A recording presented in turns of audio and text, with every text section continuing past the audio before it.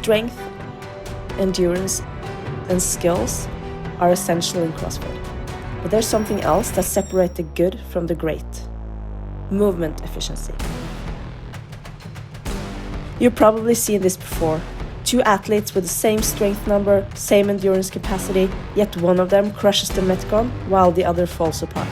Today, we're breaking down the 3 biggest factors that will help you perform better without getting stronger or fitter. Transitions, moving better between exercises efficiently.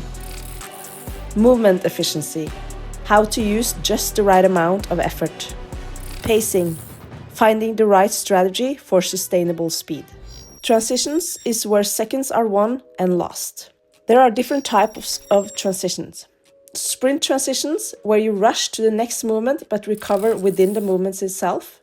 Example of that is when rowing, get to the rower fast, build up the pace, then settle into rhythm that allows you to transition immediately into the next movement. Strategic transitions in couplets or triplets. In workouts with 2 movements or 3 movements, designate one movement as workstation and one as recovery station. Push the workstation hard, then adjust the pacing on the recovery station so you can start working again immediately. Transitions change based on workout structure. With a high rep workout, you have to have the mentality of just get started. If you have 20 reps of wall balls, just commit to 5 reps right away to break the hesitation. It's better to rest mid-set than to delay starting. For the unbroken sets, it's smart to have a planned pause before starting. If a movement must be unbroken, taking a few extra seconds before starting is better than breaking mid-set. Key takeaway: do not rest between movements. If you need to breathe, do it within the exercise rather than in the transition. A simple rule is to set a mini goal for the next movement. If it's a long set, just get started with 5 reps. If it's an unbroken set, take a breath before starting. Section 2, movement efficiency. For the thruster, we start the movement with pushing with the legs, then use as much power as needed to press the bar up. The bars stay close in front rack, and you want to focus on getting into a breathing rhythm where you breathe out when the bar moves up and in when the bar goes down. And the most important point, only use as much energy as needed. If the bar weighs 30 kilos, use the power needed for 30 kilos and not 50 kilos. For athletes with short femurs and strong quads, it is often efficient to use a wide stance and also a wide grip. This will shorten the range of motion and increase cycle speed. For athletes who are stronger in posterior chain and with long femurs, it's often better to use a closer stance. For the wall walk, we want to get the head through the shoulders and butt up before we start walking to make it as efficient as possible. We're looking to use 4 steps in and 3 steps out. Common mistakes include taking too many steps on the way in and not getting the head through or the lower body high enough before starting to climb in, which will result in an arch in the back and makes it a lot harder to do.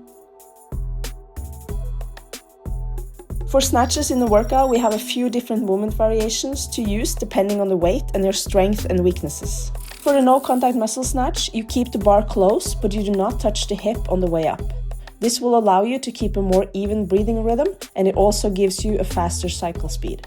No-contact power snatch. On the way up, you keep the bar close, but you do not touch the hip. When the barbell gets overhead, you drop under it and extend the arms. Similar to the no-hip muscle snatch, the breathing can stay more even and in this version require less power. Touch and go power snatch.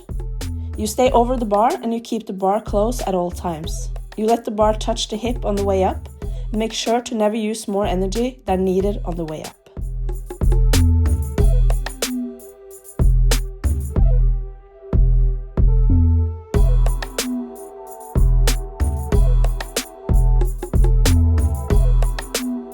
There are several ways to do a burpee. Variation 1 is to lay down.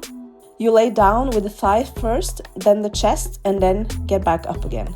This is the slowest version, but requires the least amount of power. Variation 2 is to pop up. Hit the ground with the chest and thighs at the same time and pop right back up. This is an explosive movement, so it is most useful for few reps. This will save your triceps because of shorter time under tension. and also give you more time to breathe because you are shorter on the ground and under pressure. Variation 3 is the snake. Hit the ground with the chest first and roll to get back up. This will save your triceps because of shorter time under tension and also give you more time to breathe because you are shorter on the ground and under pressure.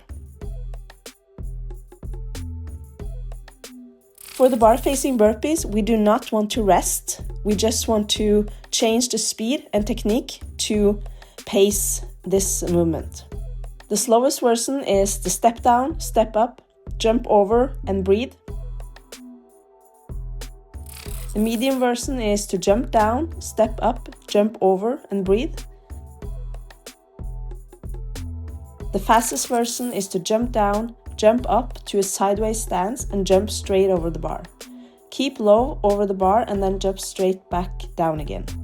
Alternate sides you jump up with, so you look towards the same side for all reps.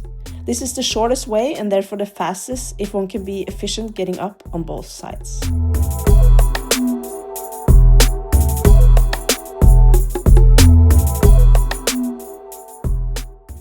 Pacing, the art of holding your own race. I wasn't the strongest, I wasn't the fastest, but I was one of the best at pacing. I knew exactly how to manage my energy, and while others crashed, I was still pushing. And this is the key to pacing. Know yourself and trust your strategy. How to pace like a pro. Find your limit without failing. Test in training how many reps you can do without failing and adjust accordingly. Stay in your own race.